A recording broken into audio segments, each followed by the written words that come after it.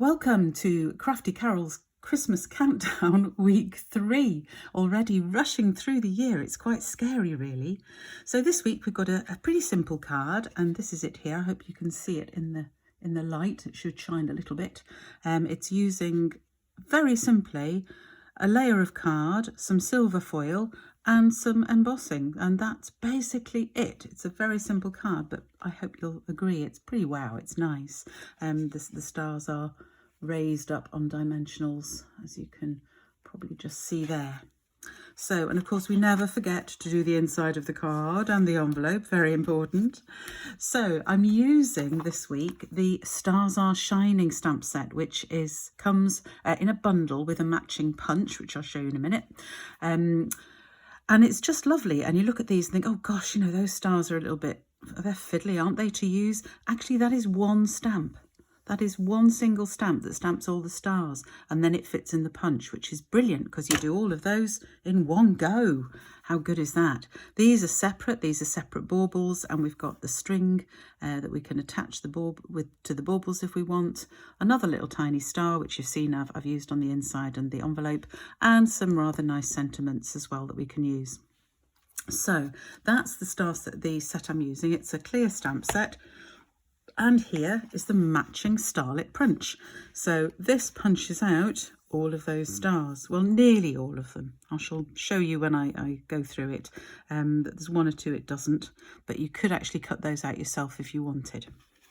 So let us, without further ado, get going. Let me just work out how I'm going to do that in this little space. So I've already got some of the things ready. So you just need an ordinary card blank. That's half a piece of A4. So that's 21 centimetres across the top, scored at 10.5 centimetres. And this lengthways here, it's 14.8 centimetres. So that's our basic card blank, the normal A5 card blank. So then you want a piece of, I'm using Night of Navy, a dark blue. You can use any colour you want for this. It can be whatever you want, but I'm using this. So this is dark blue, Night of Navy. Beautiful, beautiful card. It's my favourite blue. I use it a lot at Christmas, actually, when I'm not using red and green. And that measures 14.3 by 10. So that's that piece. Then this piece here of the silver foil, you can see it's beautiful. I don't know if you can see the detail in it, but it's like got lines in it. It comes in a pack with two other colours, a sort of pale lilac and quite a nice purpley foil. It's just beautiful, specialty foil pack. And this piece is 6 centimetres wide by 10 centimetres deep to fit there. So the other thing that we want, which I seem to have managed to lose just at the moment, it was around, I shall use this, it's fine. I've got a piece here, which I've already done. There must be another, oh, it's here, it's under here. Look, I've got them already under here. Silly old me. So I've got some spare pieces in here as well, so I can use that. There we are. So I cut several. So this shows you, because this is the one I cut the stars out for. You can see it doesn't punch out that little tiny I call it flower, it's more like a flower, but it's supposed to be a star, and that little star there. But if you wanted, you could actually cut those out by hand if you wanted. But I think 5's enough, to be honest, or 6. I think it punches out 6 with the little one, yeah, 6. And I think that's enough for my card, so I'm going to stick with that. So there is not much inking in this. For the inking bit, I am going to use, here it is, the Night of Navy stamp pad. This is the old type of stamp pad, but obviously it comes in the new one now. And that just matches the card, which is nice. So it's all about embossing this week. So when you're embossing, and I'm going to emboss both little piece of card, I'll use this one. When you're embossing, it is important to use one of these embossing buddies. Stampin' Up sell them, and it just takes any static off the card, which means that when you put the embossing powder on, the embossing powder only sticks where you want it, which is really important. So I'm going to cover this bit of card here because that's what I'm going to stamp on for the embossing, and just move that to one side, put it there. Do the same on the big piece because I'm going to stamp on that as well and emboss that. So that's prepared my card, and it means that that's the embossing powder I use shouldn't stick where I don't want it to. So when you're embossing, you want to use Versamark ink. It comes as a stamp pad. Mine's a little bit dirty. You'll see when I take the top off, because it can sometimes get things on it, but I've got my stamps already here. So this is the star stamp. I probably see it better against the card there. So when you're stamping to punch, always think about which way up do you want the card to be. So I'm going to be putting the card in this way so I can see where the stamped images are. So I clearly need to stamp like get it right. I want this tall one, this one here. This big one fits in this one. So I want that to be pointing. I want the card so it can go in this way into my punch. So I want to stamp it like that. Do you see? So you stamp it so that it matches the punch. It's ever so easy to waste card because you stamp it the wrong way round and then have to trim off loads of card just to get it right. So I'm going to ink up with the Versamark, which obviously you can't see because it's clear, but then I'm going to put it near the bottom of the card because then it will go in the punch nice and easily. Press down all over to make sure that I've covered it with the Versamark. You probably can't see that, but I can just see it. I don't know if I tilt it, whether you can see it with the video. Probably can't pick that up, but you will see it when I put, always cover up your Versamark. I have made that mistake before as well, which is about getting the embossing powder all over the Versamark pad. That doesn't work. So I put my embossing powder in one of these old ice cream containers, which means that it's easy to pick up using a spoon or some other implement, and then I can use the container just to catch the surplus. So I'm just tipping it all over, and there you can see that it's covered all the stamped image. So the next stage is to then use my heat gun. So here's the heat gun. It's got two settings. Going to use it on the hottest setting. Sorry if it makes a noise now. And I just play it on my hand to make sure that it's heated, because I don't want to put the heat on the card for any longer than I have to, because it might start the card bending, which is a bit awkward. So we're just going to use it, and I'm doing it under the camera. It's a bit awkward, but I'm doing it under the camera. So hopefully, you can see the beauty of embossing. As you can see how as the embossing powder melts, you can see it change colour. Hopefully this is coming out on the video okay. I'll stop talking because honestly it's difficult to talk, and there we go. That's quite noisy near my camera microphone, so but hopefully you can see there how that's worked. It's beautiful, so happy with that. So I would leave that to just cool down for a little bit before putting it through the punch, just because you don't want it to smear if it's still slightly wet. So I did another one before. So this is one I prepared earlier in the best Blue Peter tradition. So then I can fit that into my punch. Just make sure that all of my little images, sorry, I'm going to have to look over it, which makes it difficult to show for the camera, but I should get there. Look over it a bit, yeah. So can you see how that's now fitting nicely in the punch? So then I can simply punch. I'm going to turn it over because otherwise they're going to fly everywhere. So I can now punch, and there's all my stars beautifully punched out and all ready to be stuck on my card. Look at that. Ooh.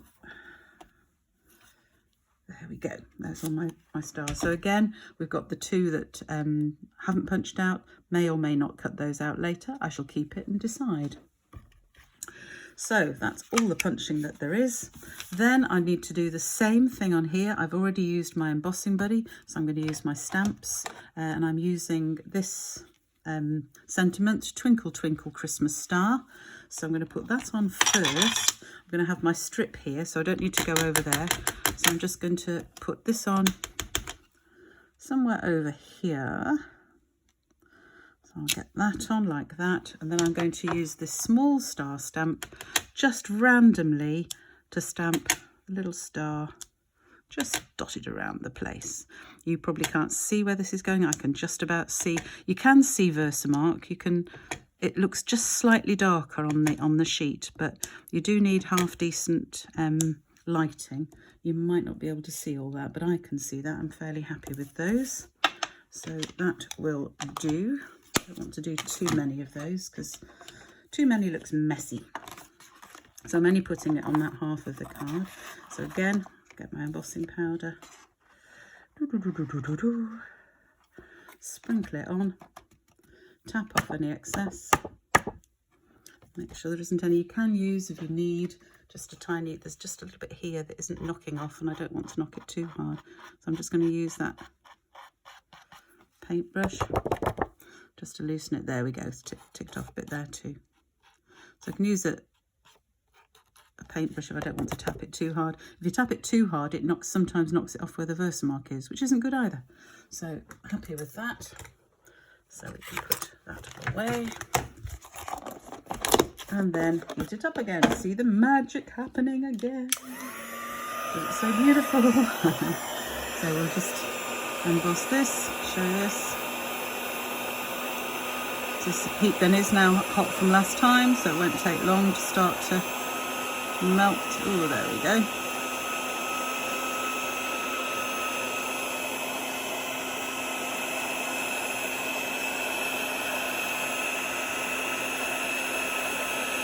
So I love this. I think the silver in the embossing is almost the easiest one to see when it's actually changing. So it's just worth, there we go. So that's the base. How simple is that?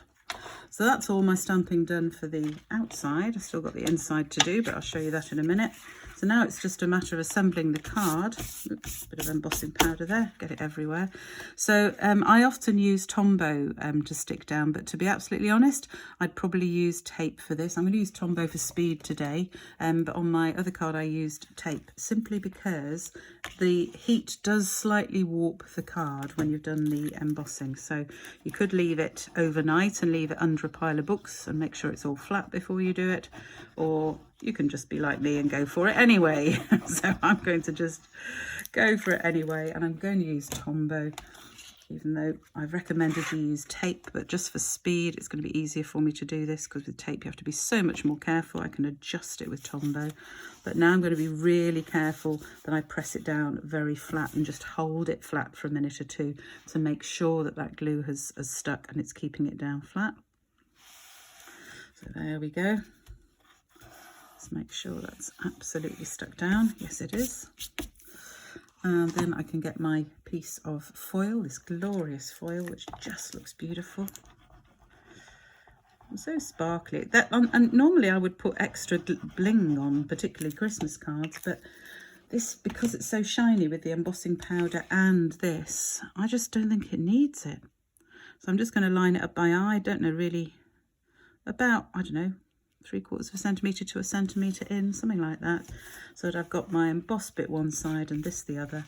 And then it's simply a matter of putting some, I should have done this before because this is fiddly. It'll take me just a minute just to put some dimensionals on the back of my little stars here. And I am going to use the smaller ones, obviously, these little mini dimensionals, beautiful little things, on these tiny stars. I think I can probably even get one on that star just without it showing. I definitely can't on that one. I'm going to have to stick that one down with glue, which I did on the first one as well, because quite frankly it's too tiny to stick any sort of dimensional on. So I think I'm going to do them in a slightly different pattern this time. I'm going to have big, I'm going to go down in size sort of across the card, see how that looks. Might look quite nice, might not, don't know, let's try it and see.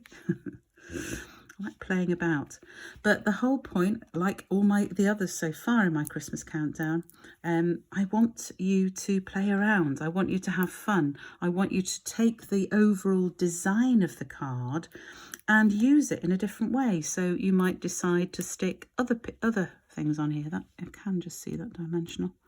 Just push it in a little bit, and I hope it stays out of sight. That's better.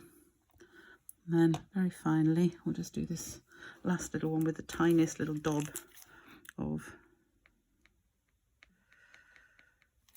that's probably enough, because it's very, very easy to put too much glue on there, but I think that's enough just to hold it. Yeah, so there it is. yeah, it's not quite as random as the other one. Perhaps I prefer the randomness, but quite pleased with that one.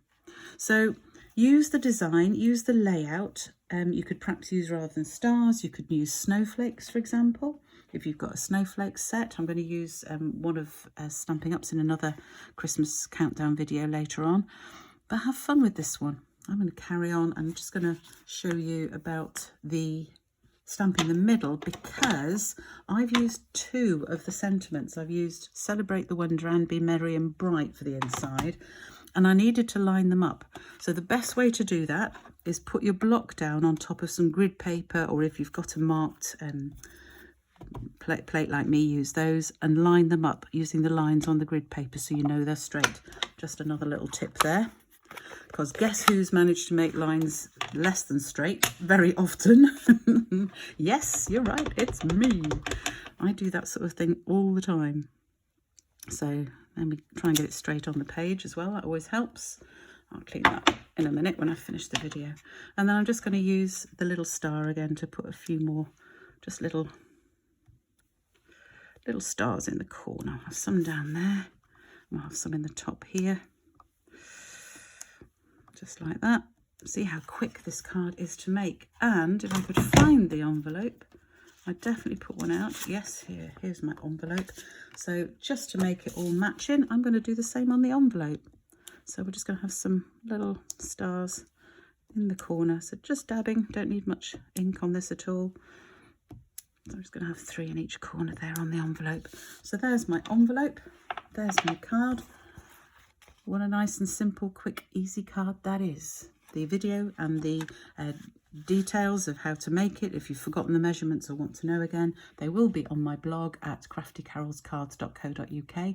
And I hope you can join me next week for week 4 in our Crafty Carols Christmas Countdown. Thanks for joining me. Bye.